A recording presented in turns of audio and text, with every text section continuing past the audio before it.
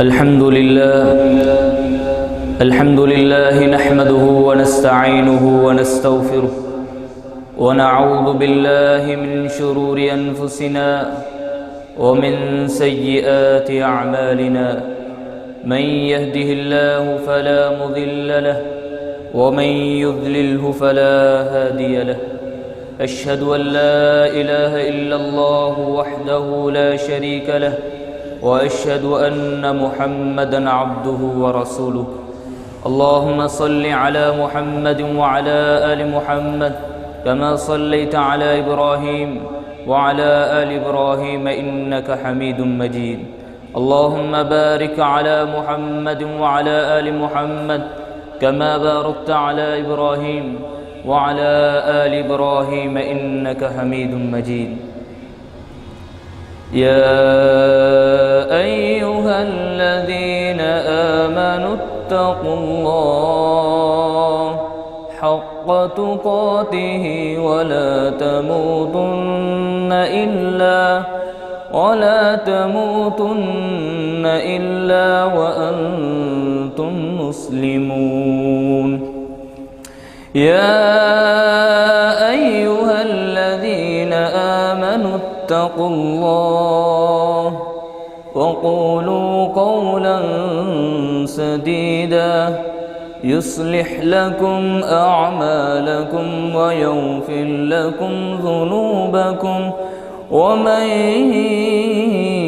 يطع الله ورسوله فقد فاز فوزا عظيما يا أيها الناس اتقوا ربكم الذي خلقكم من نفس واحدة وخلق منها زوجها وبث منهما رجالا كثيرا ونساء واتقوا الله الذي تساءلون به والأرحام إن الله كان عليكم رقيبا أما بعد فإن خير الحديث كتاب الله وخير الهدي هدي محمد صلى الله عليه وسلم وشر الأمور محدثاتها وكل محدثة بدعة وكل بدعة ضلالة وكل ضلالة في النار رب اشرح لي صدري ويسر لي أمري واحلل عقدة من لساني يفقهوا قولي رب زدني علما اللهم انفعني بما علمتني وعلمني ما ينفعني وزدني علما أعوذ بالله السميع العليم من الشيطان الرجيم من همزه ونفخه ونفثه بسم الله الرحمن الرحيم ألا لله الدين الخالص بڑی ہی عزت کے لائق میرے سفید ریش بزرگوں، اخلاص جو بھی نیکی کا کام بندہ کرے تو اس کا مقصد خالصتاً اللہ کی رضا ہو، نہ کہ اپنی توقیر کے لیے، تعظیم کے لیے۔ امام ابن قیم رحمہ اللہ تعالی لکھتے ہیں دل کے اعمال اصل ہوتے ہیں، اعضاء کے اعمال اس کے تحت ہوتے ہیں۔ اخلاص یہ روح کی طرح ہے اور عمل یہ جسم کی طرح ہے۔ جس طرح جس جسم سے روح نکل جائے وہ مر جاتا ہے، اسی طرح جس عمل سے اخلاص نکل جائے وہ بیکار اور گھٹیا شمار ہوتا ہے۔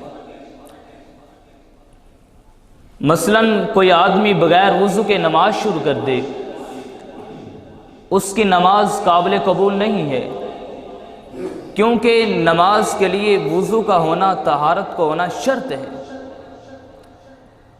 اسی طرح عمل کے لیے اخلاص کا ہونا شرط ہے۔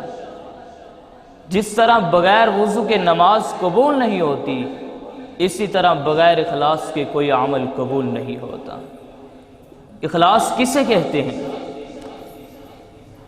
پہلی بات، بندہ کوئی عمل کرے، کوئی کام کرے، اس سے فارغ ہو کر وہ اپنے اندر اپنے ذہن میں یہ بات نہ لائے کہ میں نے بہت بڑا مارکا مارا ہے، بہت بڑا احسان کیا ہے، بلکہ اسے اندر ہی اندر یہ ڈر محسوس ہو کہیں میرا رب میرے عمل کو رد نہ کر دے۔ دوسری بات، جو عمل کر رہا ہے وہ ٹھہر ٹھہر کر آہستہ آہستہ کرے۔ تیسری بات کہ جو عمل کر رہا ہے اس عمل کے کرنے کا مقصد اللہ کی رضا ہو۔ چوتھی بات کہ عمل کے دوران ہی وہ اپنے اندر یہ احساس پیدا کرے کہ میرے اللہ کا مجھ پر کتنا بڑا احسان ہے کہ مجھ جیسے ایک گنہگار سے اللہ یہ کام لے رہے ہیں۔ جس میں یہ چار چیزیں موجود ہو وہ اخلاص کہلاتا ہے۔ امام ابن قیم اس کی تعریف یوں کرتے ہیں، ان یخلص اللہ فی افعالہ واقوالہ وارادتہ ونیتہ، بندہ اپنے رب کے ساتھ مخلص ہو جائے، اپنے اقوال میں، اپنے افعال میں، اپنے ارادوں میں، اپنی نیتوں میں۔ اگر ہمارے اندر اخلاص پیدا ہو گیا تو ہمیں کیا فائدہ ہوگا؟ اگر ہمارے اندر اخلاص آ گیا کیا ہمیں فائدہ ہوگا؟ سب سے پہلے ثواب النیہ، کہ بندے کو نیت کے مطابق ثواب ملتا ہے۔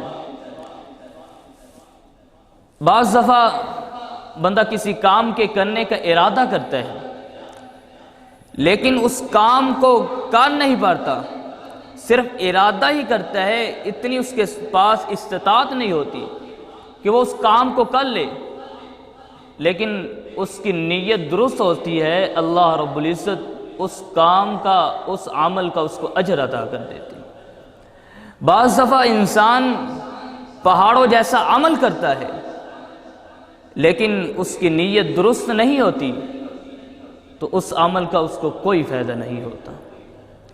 ابو کبشہ الناری رضی اللہ تعالی عنہ فرماتے ہیں، جامع ترمذی کی حدیث ہے، رسول اللہ صلی اللہ علیہ وسلم فرماتے ہیں، انما الدنیا لاربعۃ نفر، دنیا میں 4 قسم کے آدمی رہتے ہیں، 4 قسم کے لوگ رہتے ہیں۔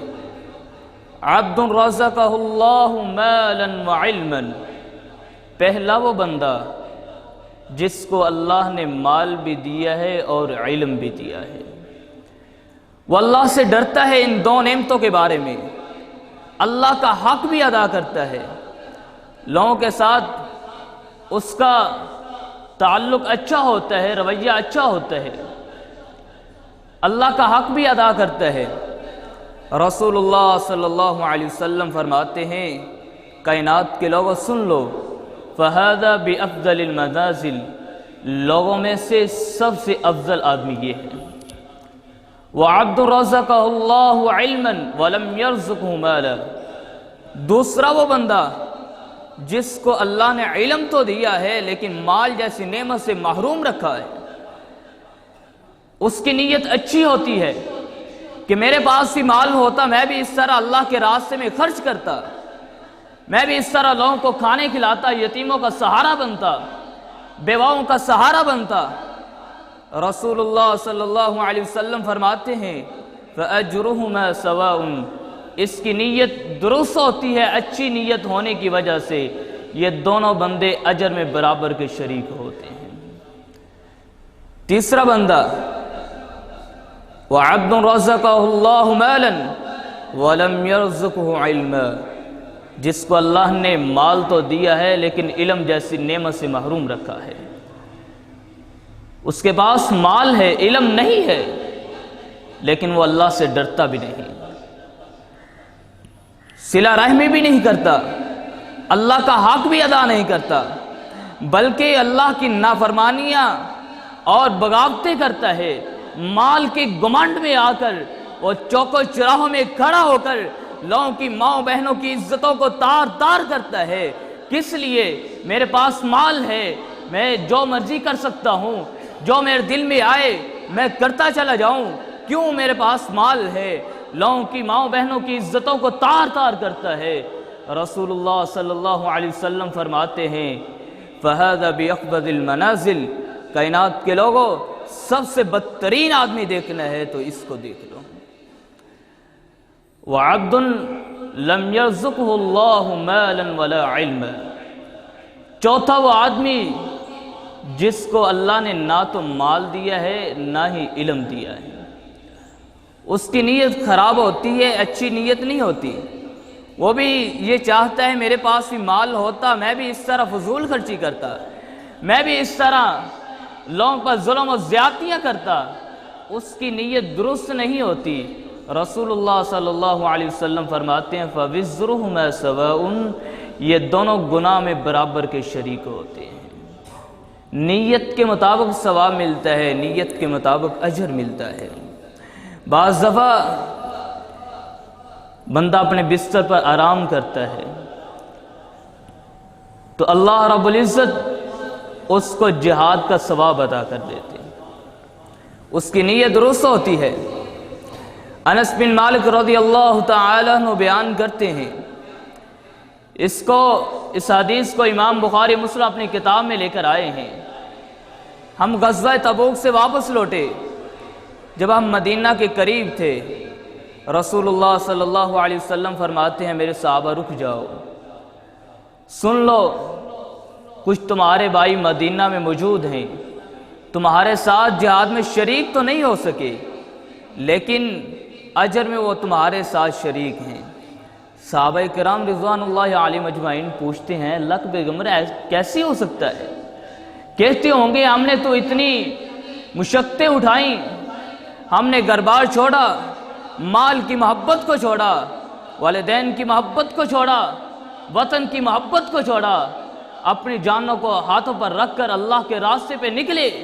کیسے ہو سکتا ہے کہ بستروں پر آرام کرنے والے، سکون کرنے والے گھروں میں بیٹھ کر ہمارے ساتھ برابر کے اجر میں شریک ہو سکیں؟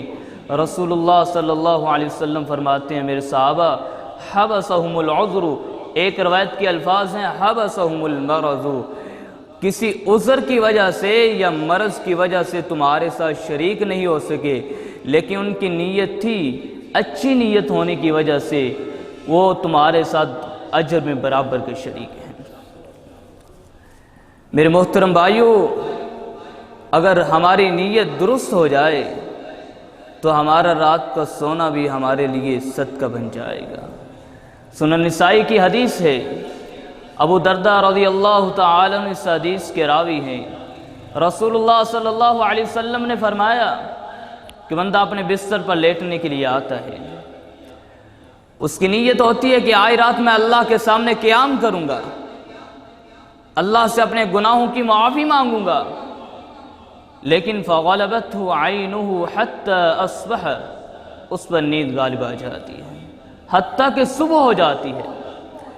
بندے کی نیت تو درست ہوتی ہے۔ رسول اللہ صلی اللہ علیہ وسلم فرماتے ہیں کتب لہ ما نوى وکان نومہ صدقۃ علیہ من ربہ، اللہ رب العزت اس کی نیت کے مطابق اس کو اجر دیتے ہیں اور اس کا رات کا سونا بھی اس کے لیے صدقہ بنا دیتے ہیں۔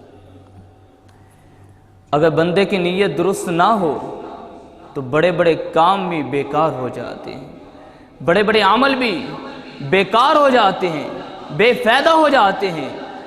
ابو امامہ رضی اللہ تعالی عنہ بیان کرتے ہیں، امام بخاری مسلم اس حدیث کو اپنی کتاب میں لے کر آئے ہیں، ایک آدمی آپ علیہ الصلوۃ والسلام کے پاس آتا ہے، آ کر کہتا ہے اے اللہ کے پیغمبر علیہ الصلوۃ والسلام، آپ کا اس آدمی کے بارے میں کیا خیال ہے جو جہاد میں شریک ہوتا ہے لیکن اس کی نیت یہ بھی ہوتی ہے کہ مجھے دنیا کا مال مل جائے، دنیا کا سکون مل جائے، اور یہ بھی نیت ہوتی ہے کہ مجھے اس پر اجر بھی مل جائے، ما لہو، اے اللہ کے پیغمبر اس کے لیے کتنا اجر ہے؟ رسول اللہ صلی اللہ علیہ وسلم فرماتے ہیں لا شیء لہ، اس کے لیے کوئی اجر نہیں ہے۔ 3 مرتبہ یہ سوال پوچھتا ہے، 3 مرتبہ اللہ کے پیغمبر فرماتے ہیں لا شیء لہ، لا شیء لہ، لا شیء لہ، اس کے لیے کوئی اجر نہیں ہے۔ پھر اللہ کے پیغمبر فرماتے ہیں ان اللہ عز وجل لا يقبل من العمل الا ما كان له خالصا وابتغي به وجهه، اللہ کوئی بھی عمل قبول نہیں کرتے مگر اس عمل کو قبول کرتے ہیں جو خالصتاً اس کی رضا کے لیے کیا جائے، اس عمل کو قبول کرتے ہیں جو اس کی رضا کے لیے کیا جائے۔ صرف نیتوں کے مطابق ہی اجر ملتا ہے۔ اس لیے تو عمر بن خطاب رضی اللہ تعالی عنہ بیان کرتے ہیں، امام بخاری اس حدیث کو اپنی کتاب میں لے کر آئے ہیں، انما الاعمال بالنیات، اعمال کا دار و مدار نیتوں پر ہوتا ہے۔ ایک روایت کے الفاظ ہے وَإِنَّمَا لِكُلِّ امْرِئٍ مَّا نَوَىٰ، نیتوں کے مطابق اجر ملتا ہے۔ وَمَنْ كَانَتْ هِجْرَتُهُ إِلَى اللَّهِ وَرَسُولِهِ فَهِجْرَتُهُ إِلَى اللَّهِ وَرَسُولِهِ، جو ہجرت کے لیے نکلا اللہ اور اس کے رسول کے راستے پر، اس کی ہجرت اللہ اور اس کے رسول کی طرف ہی ہے۔ وَمَنْ كَانَتْ هِجْرَتُهُ إِلَى دُنْيَا يُصِيبُهَا أَوْ امْرَأَةٍ يَنْكِحُهَا فَهِجْرَتُهُ إِلَى مَا هَاجَرَ إِلَيْهِ، جو نکلا دنیا کو حاصل کرنے کے لیے یا کسی عورت کے ساتھ نکاح کے لیے، اس کی ہجرت اس دنیا کو حاصل کرنے کی طرف ہی ہے، نہ کہ اللہ اس کے رسول کی طرف ہے۔ اس لیے تو اللہ رب العزت اپنے قرآن میں ارشاد فرماتے ہیں وَمَن يُهَاجِرْ فِي سَبِيلِ اللَّهِ يجد في الأرض مراغما كثيرا وسعة ومن يخرج من بيته مهاجرا إلى الله ورسوله ثم يدركه الموت فقد وقع أجره على الله وكان الله غفورا رحيما۔ جو ہجرت کے لیے نکلا اللہ اور اس کے رسول کے راستے پر، وہ زمین میں بہت وسیع جگہ پائے گا ہجرت کے لیے، اور جو گھر سے نکلا اللہ اور اس کے رسول کی طرف ہجرت کے لیے اور راستے میں اس کو موت آ گئی، اس کی اچھی نیت ہونے کی وجہ سے اس کا ہجرت کا ثواب اللہ کے ہاں لکھ دیا جاتا ہے۔ وَكَانَ اللَّهُ غَفُورًا رَحِيمًا، واللہ بڑا غفور رحیم اور رحم کرنے والا ہے۔ دوسرا فائدہ اگر ہمارے اندر اخلاص پیدا ہو جائے وہ عمل الصغیر ہے، کہ چھوٹا سا عمل ہوتا ہے جس کی کوئی حیثیت نہیں ہوتی، لیکن اخلاص کی وجہ سے وہ بندے کی نجات کا ذریعہ بن جاتا ہے۔ رسول اللہ صلی اللہ علیہ وسلم پہلے دور کا واقعہ بیان کرتے ہیں کہ ایک آدمی راستے پہ چل رہا تھا، یمشی رجل بطریق وجد غصن شوک، وہ راستے میں کیا دیکھتا ہے؟ ایک کانٹے دار ٹہنی جو لوگوں کے لیے تکلیف کا باعث بنی ہے، فأخرہ، اس کو مؤخر کر دیتا ہے، پیچھے ہٹا دیتا ہے۔ رسول اللہ صلی اللہ علیہ وسلم فرماتے ہیں اس کے اندر اخلاص کی وجہ سے اخلاص اتنا ہوتا ہے فشکر اللہ فغفر اللہ، چھوٹا سا عمل ہے، اللہ رب العزت اتنی اس کے عمل کی نیکی کی قدر کرتے ہیں کہ اس کی ساری زندگی کے گناہوں کو معاف فرما دیتے ہیں۔ عبداللہ بن عمر رضی اللہ تعالیٰ عنہ بیان کرتے ہیں کل قیامت کے دن ایک آدمی کو پیش کیا جائے گا، اس کے سامنے 99 رجسٹر کھولے جائیں گے جو گناہوں سے بھرے ہوں گے۔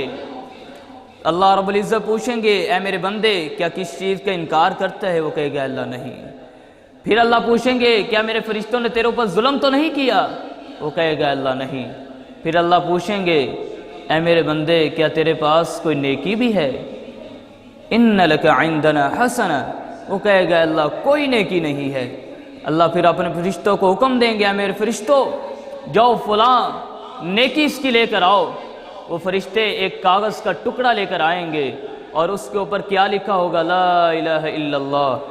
زندگی میں دنیا میں رہتے ہوئے اس نے صرف ایک مرتبہ اخلاص کے ساتھ لا الہ الا اللہ پڑھا ہوگا، اور ایک پلڑے میں وہ کاغذ کا ٹکڑا رکھا جاتا ہے، دوسرے پلڑے میں 99 ڈسٹر رکھے جاتے ہیں، وہ ہلکے پڑ جاتے ہیں اور کاغذ کا ٹکڑا بھاری پڑ جاتا ہے۔ کس لیے؟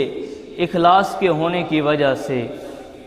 وہ چھوٹا سا عمل اور لا الہ الا اللہ دنیا میں رہتے میں اس نے ایک مرتبہ پڑھا ہوگا، اس کی نجات کا ذریعہ بن جائے گا۔ اس لیے تو امام ابن قیم رحمہ اللہ تعالی فرماتے ہیں دنیا میں رہتے ہوئے ایک آدھی نیکی بھی ایسی مل جائے وہ اس سے بہتر ہے جو ہم ساری زندگی لوگوں کو دکھاتے ہوئے گزار دیتے ہیں۔ اس لیے تو رسول اللہ صلی اللہ علیہ وسلم فرماتے ہیں ان اللہ لا ينظر الى صورکم ولا الى اجسامکم ولكن ينظر الى قلوبکم واعمالکم۔ امام مسلم اس حدیث کو اپنی کتاب میں لے کر آئے ہیں۔ اللہ کے پیغمبر فرماتے ہیں اللہ تمہارے چہروں کی طرف، تمہارے جسموں کی طرف نہیں دیکھتا، یعنی خوبصورت چہروں کی طرف نہیں دیکھتا، تمہارے لباس کی طرف نہیں دیکھتا، بلکہ حدیث کے الفاظ ہیں اللہ کے پیغمبر فرماتے ہیں یوں آپ نے اشارہ کیا اللہ تمہارے دلوں کی طرف دیکھتا ہے، تمہارے اعمال کی طرف دیکھتا ہے کہ بندے نے عمل کیا ہے کس لیے کیا ہے، کہ میرے لیے کیا ہے یا دنیا کے لیے کیا ہے، مجھے راضی کرنے کے لیے، دنیا کو راضی کرنے کے لیے کیا ہے۔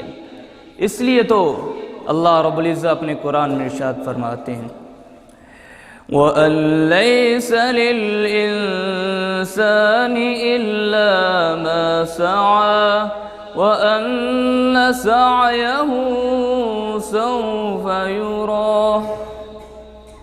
انسان کو اس کی کوشش کے مطابق دیا جائے گا اور اپنی کوشش کو ان قریب ہی وہ دیکھ لے گا۔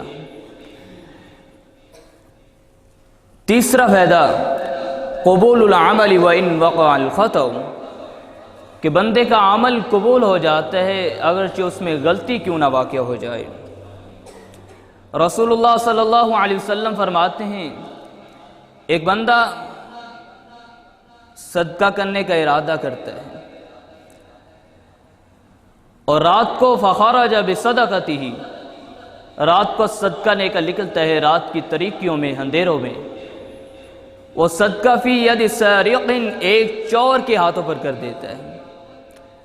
فاصبحوا یتحدثون، صبح ہوتی ہے لوگ آپس میں باتیں شروع کر دیتے ہیں، رات کو کسی نے صدقہ تو کیا ہے لیکن اس کے صدقے کا کوئی فائدہ نہیں، کیوں؟ اس نے ایک چور کے ہاتھوں پر صدقہ کیا ہے۔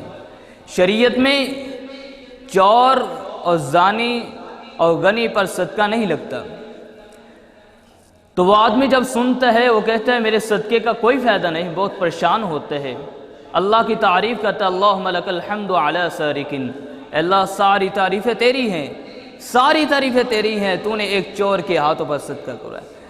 دوسرا دن ہوتا ہے پھر وہ ارادہ کرتا ہے، صدقہ لے کر نکلتا ہے، کہتا ہے رات پھر میں صدقہ کروں گا۔ فی ید زان، ایک زانیہ عورت، بدکارہ عورت کے ہاتھوں پر صدقہ کر دیتے ہیں۔ فاصبحوا یتحدثون، صبح ہوتی ہے لوگ پھر آپس میں باتیں شروع کر دیتے ہیں، رات کو کسی نے صدقہ تو کیا ہے لیکن اس کے صدقے کو کوئی فائدہ نہیں، اس نے ایک بدکارہ عورت کے ہاتھوں پر صدقہ کر دیا۔ وہ آدمی پھر کہتا اللہم لک الحمد علی زانیۃ، اے اللہ ساری تعریفیں تیری ہیں، تو نے ایک بدکارہ عورت کے ہاتھوں پر صدقہ کرایا۔ تیسرا دن ہوتا ہے پھر وہ صدقے کا ارادہ کرتا ہے، رات کی تاریکیوں میں نکلتا ہے صدقہ لے کر، لیکن ایک غنی کے ہاتھوں پر صدقہ کر دیتا ہے۔